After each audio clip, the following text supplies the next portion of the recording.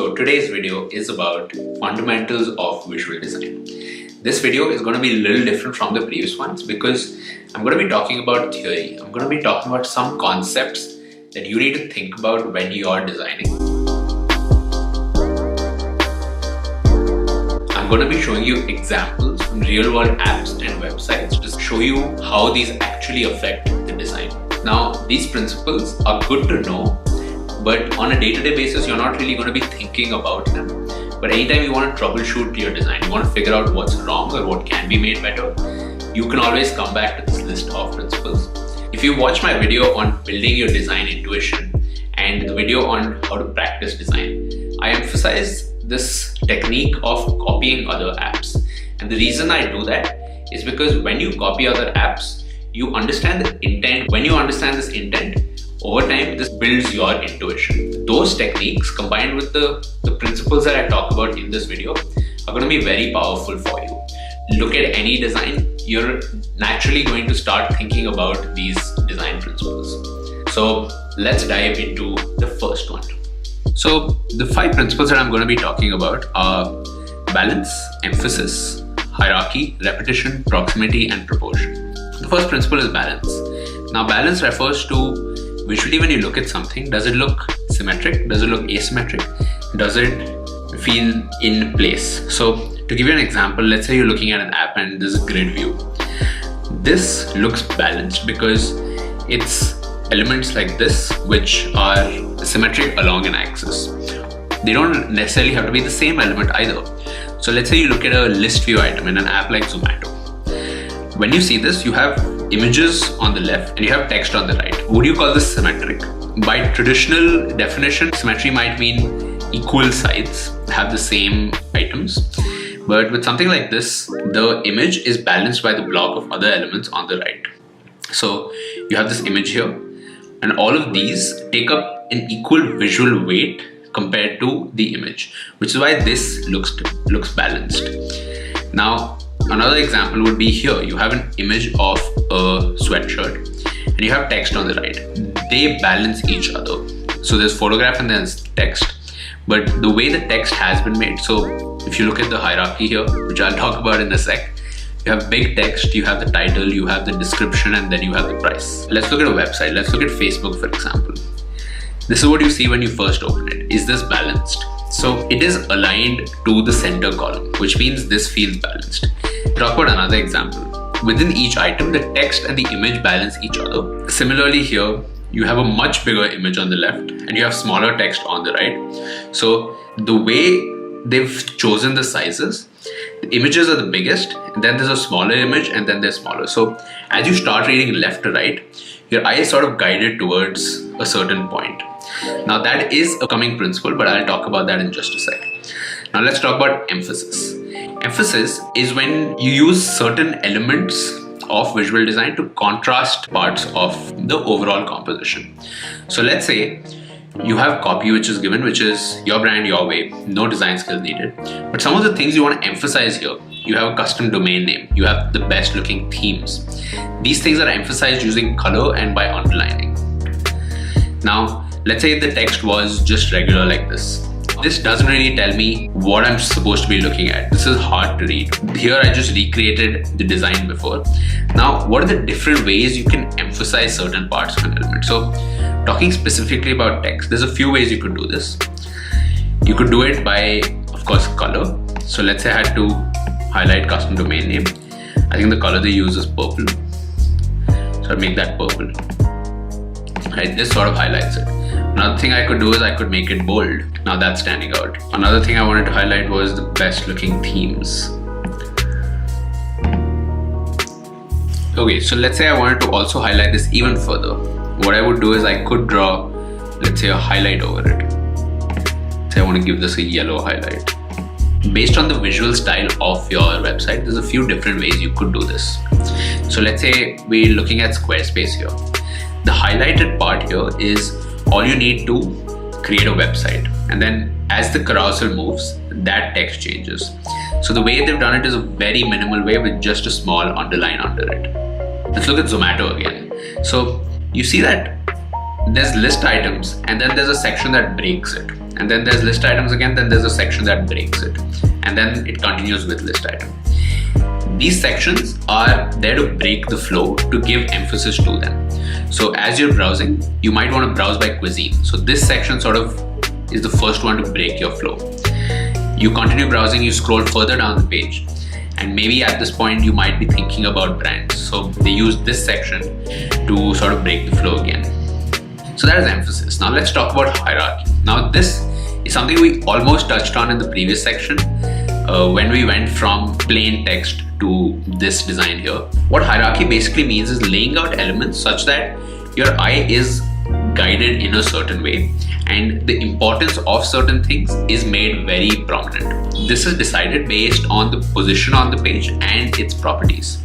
So Google as the biggest item on the page, that's the first thing your eye goes to. And typically in English at least, you read left to right and top to bottom. So you would first see Google, then you would see the action which is to search, then you would see the items under it, and then you would see the items under that.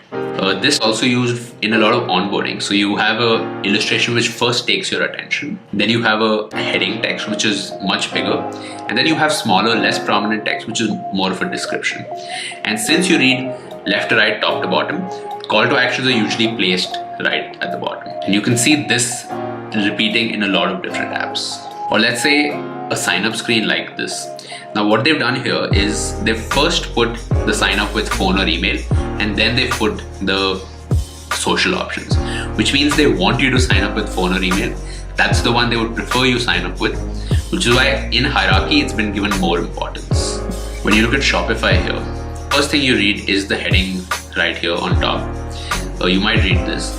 And then they have a big section which sort of takes up the full width. It's an image. It's a very heavy looking section. And you see this, you read it. And then from a wide full width section, it goes to a narrower section. The way the site flows, that is also hierarchy.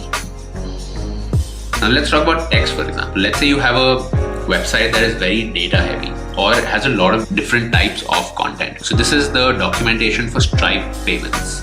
Now, some of the things you see here are on the left. So home here, text is black or the text is dark. It has an icon next to it. At the same hierarchy, you can tell is payments. Under that you have quick start. This is the selected state right now. And then you have these sections which, if you notice this thing here, collecting payment details. This is in capitals. Next heading here is charges. Next is sources. This has a higher hierarchy and checkout, has a lower hierarchy.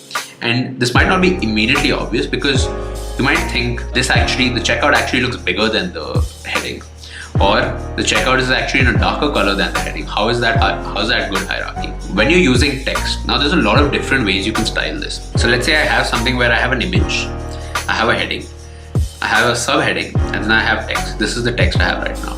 I need to style this in a way that has much better hierarchy because right now the text just sort of flows into each other.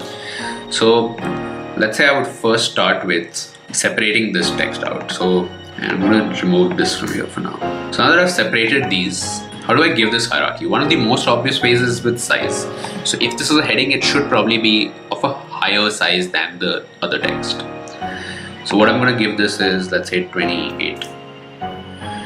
And I'm going to just style all of this to be into UI. Now this sort of looks like it has better hierarchy, but 10K designers and the paragraph, they're exactly the same now. So let's see, let me, in addition to this, make it bold. So now let's look at the subheading. How would I style this? Let's say I make this capitals and I want to make it 28 would be too big. Now this almost seems for higher hierarchy than the previous one. I'm going to make this maybe 14 and I'm going to make it bold.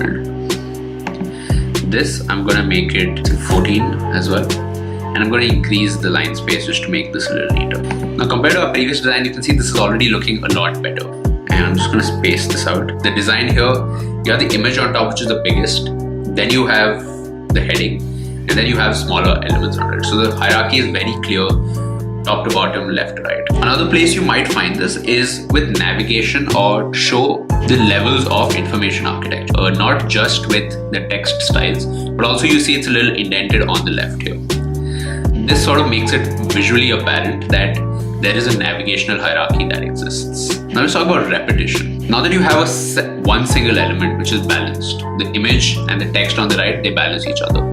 What happens when you repeat these? Now this is repetition. Repetition is useful because it sets a pattern.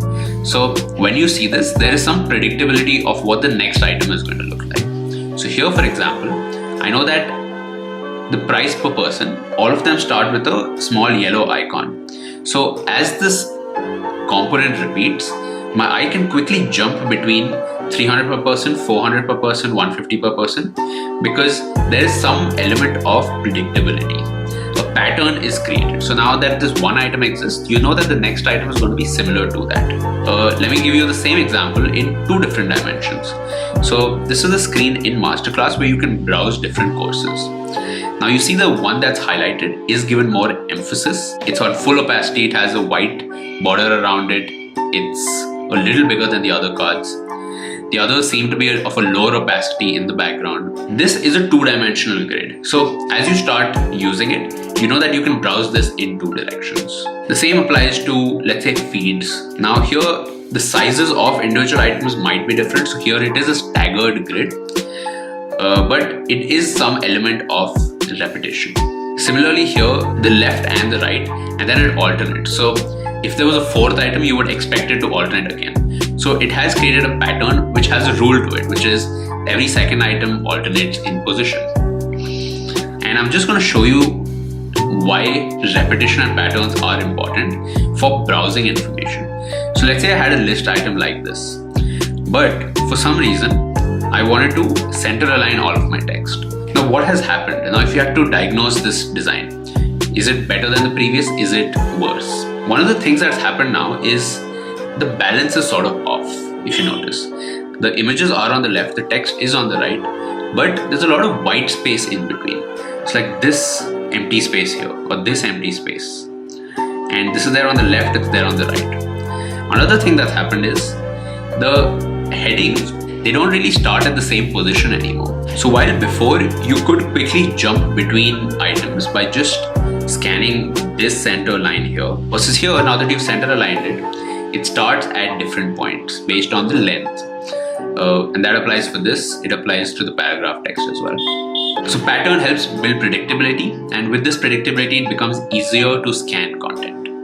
Next thing I'm going to be talking about is proximity. When you have sections or when you have any items, when you look at the screen, you can very clearly tell that this section is separate from this section. Or here you can tell that starting from the smallest elements, you can tell that this picture and this text are referring to each other. When you add more of these, you know that lasagna dome and classic party guacamole are two different things, are two different recipes. And you can also tell that they're a part of the trending section. As this element repeats, you see there's a certain amount of white space between them, and you can very clearly tell that they're distinct items. This is a list of articles. This is the heading, this is paragraph text, and this is an image. You know that each of these is one unit. This is called unity, where each item, visually you can tell that all of these refer to each other. Or let's say the sidebar here, you have startups, ads, gadgets, events, videos, Crunchbase and more. And now you have search here. Do you think search is referring to this text above, or do you think it's referring to these items below it? If you look at the spacing here, this spacing is more than this spacing, which is about 85. The concept of white space and proximity helps understand what items are related to each other. Let's say I had Slack's website right here, right? And these are the different sections in this site. Now, let's say I had to reduce the white space for some reason. You might think of white space as the lack of elements. So if something doesn't have an element, it's white space. But white space is actually an element by itself. So white space influences how the other elements feel. I start cutting down all white space. So this, I make it exactly to the amount of text. And I do the same for the bottom here. This, I take it exactly to the edge of this illustration. And I take it like that. Here as well, I'm going to remove this white space on top. Now, of course, white space doesn't necessarily mean that the space has to be white. It's the space surrounding your UI elements. So what has happened here is you see that when you're on this site and you have this reduced white space, there isn't enough room for the elements to breathe. This section doesn't feel like a section on its own because it's so close to the next one and to the preceding one. Versus if you look at with white space, you know very clearly that this section ends right here. There's enough space for you to take a breather as you're scrolling. And you know that this section all refers to a singular concept. Like this section, they're talking about a particular thing. This section right here, they're talking about another particular thing. So white space is used to organize information in a better way. Now let's say I had the same list item here and I had to remove the images.